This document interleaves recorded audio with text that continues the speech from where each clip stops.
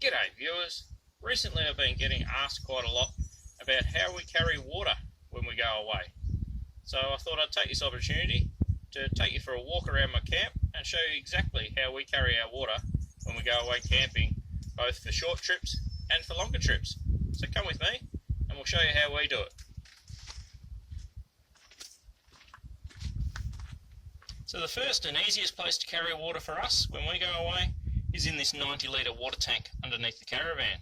Now this is plumbed into the kitchen sink inside the van and to a water tap on the drawbar of the van. Both of those are fed by a 12 volt water pump. That is fantastic. I've never had a problem with it, but I've always got in the back of my mind that if the battery in the caravan was to fail, I can't get water out of this tank.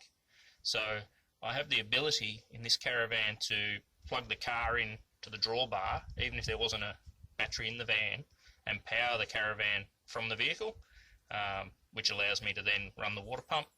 Or I have a Anderson plug extension lead, which I have made up adapters that I would be able to power the pump directly off the vehicle. So I could power the pump either of those methods. And I also have on the side of the tank where the hose comes out to go to the pump, I've also fitted a fitting there that has the ability that I can undo a plug and have water come straight out. It's like the drain plug of the tank.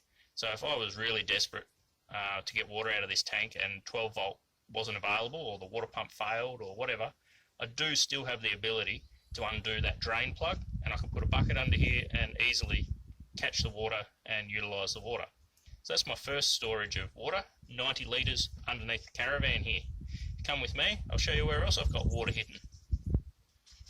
The next water storage we have is a 20 litre jerry can mounted in the back of the car here. Now that's in a jerry can holder, like a steel frame, that's all bolted to the body of the vehicle and attached to my drawer system and everything, so it's extremely secure.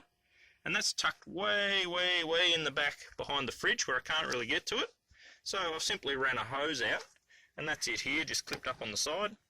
I just dangle that out the back like so, and all I have to do is turn on this tap, and there we have water.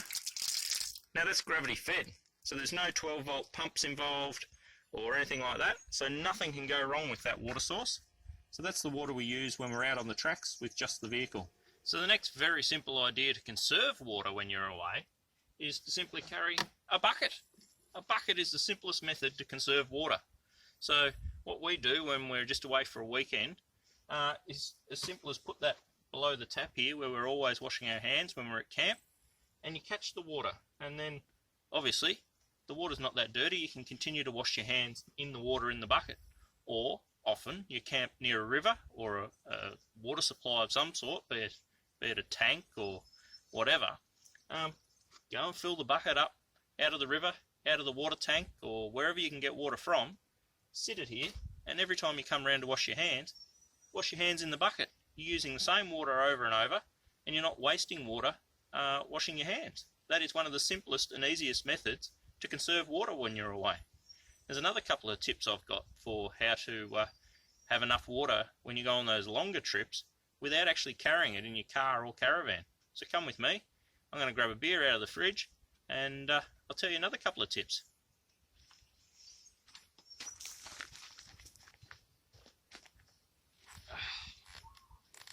So the last couple of tips I have for you about water and how to cart water when you're away is we've found when we do longer trips into the outback or just into more remote locations is that you've always got to pull up and get fuel for the car at some point.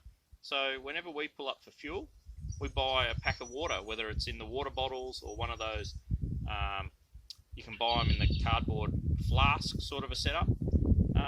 So we buy some water from the servo while we're there getting fuel for the car, and that's just an extra few litres of water that'll last you for the next couple of days while you're out travelling. Now, okay, it's a little bit more expensive to buy it from a servo than, just to carry water out of the tap from home.